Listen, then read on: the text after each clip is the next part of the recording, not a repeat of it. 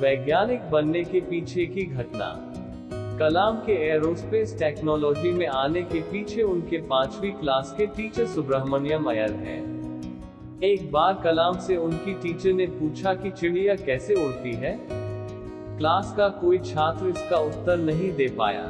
Teacher अगले दिन सभी बच्चों को समुद्र के किनारे ले गए जहां कई पक्षी उड़ रहे थे।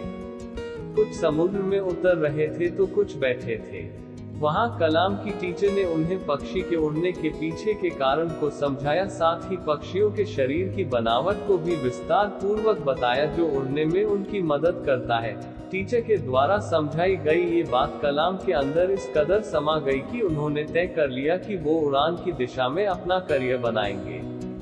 मुझे हमेशा महसूस होने लगा कि मैं रामेश्वरम के समुद्र तट पर हूँ और उस दिन की घटना ने मुझे जिंदगी का लक्ष्य निर्धारित करने की प्रेरणा दी। बाद में मैंने तय किया कि उड़ान की दिशा में ही अपना करियर बनाऊंगा। कैसे पहुंचे इसरो? कलाम जी की शुरुआती पढ़ाई रामेश्वरम एलिमेंट्री स्कूल में हुई थी।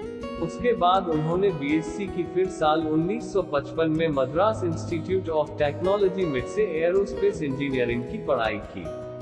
कॉलेज खत्म होने के बाद जब एपीजे अब्दुल कलाम जी ने इंडियन आर्म फोर्स में फाइटर पायलट की पोस्ट के लिए अप्लाई किया, उस समय वहां सिर्फ 8 सीट खाली थी। यहां उनका 9वां नंबर आया और वह आर्म फोर्सेस के लिए सेलेक्ट नहीं हो पाए।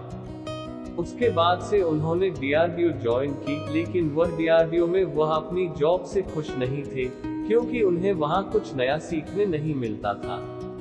तभी उनकी मुलाकात इसरो के फाउंडर विक्रम साराभाई जी से हुई। उनको एपीजे अब्दुल कलाम जी की मेहनत और हर वक्त कुछ नया सीखने की चाह बहुत पसंद आई। उसके बाद कलाम का ट्रांसफर डीआरडीओ से इसरो में हुआ। पक्षियों से खास लगाव। एक बार defence research and development organisation DRDO में उनकी टीम बिल्डिंग की सुरक्षा को लेकर चर्चा कर रही थी।